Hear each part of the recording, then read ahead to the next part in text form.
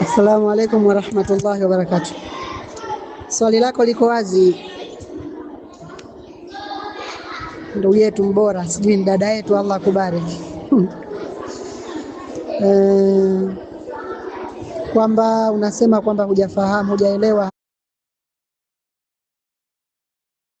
hapo kwamba muulizaji anakusudia kwamba tunajua kutengeneza nundu kichwani iwe kwa nywele na mfano wake ni haramu. Kabla sijaendelea hapo, nataka nikumbushe jambo moja. Uharamu wa kuweka nundu kichwani kwa sababu ya udanganyifu unaopatikana dhidi ya wanaume. Lakini huyu unayemwekea sasa ndani mwenyewe umejipamba kwa ajili yake, ni mumeo tayari. Kwa huna unachomdanganya ili akupende tena zaidi ya kwamba wajipamba tu kwake. Na asli kwenye mapambo ni uhalali mpaka uje uharamu. Yale aliyoharamishwa kujipamba nayo na kutoka nayo yatakuwa haramu utakapojipamba ukatoka. Na yale aliyoharamishwa wakati wote yatakuwa haramu wakati wote. Mfano wa yale ambayo yameharamishwa kujipamba nayo na kutoka ni uko kuweka nundu, kusuka misuko ya Kilimanjaro na kadhalika.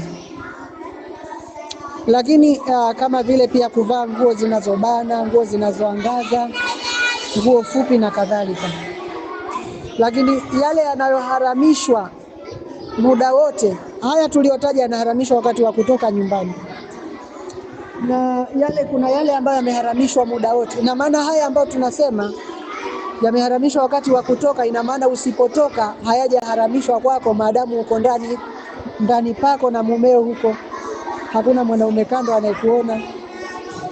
Kisha kuna yale ambayo yameharamishwa kwa muda wote, kwa mfano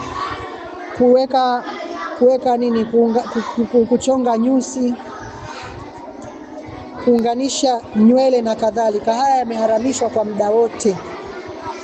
Kuchonga mwanya na kadhalika. Haya sasa ni haramu ndani na nje. Kwa hiyo yafahamike yaliyoharamishwa kwa wanawake kwamba yako kwenye vigawanyo viwili, na kila kigawanyo kiwekwe kwa mipaka yake. Kwa hili alilouliza huyu dada yetu, Allah mbariki, ni katika yale aliyoharamishwa wakati wa kutoka, sio wakati wa kubaki ndani. Barakallahu fikum.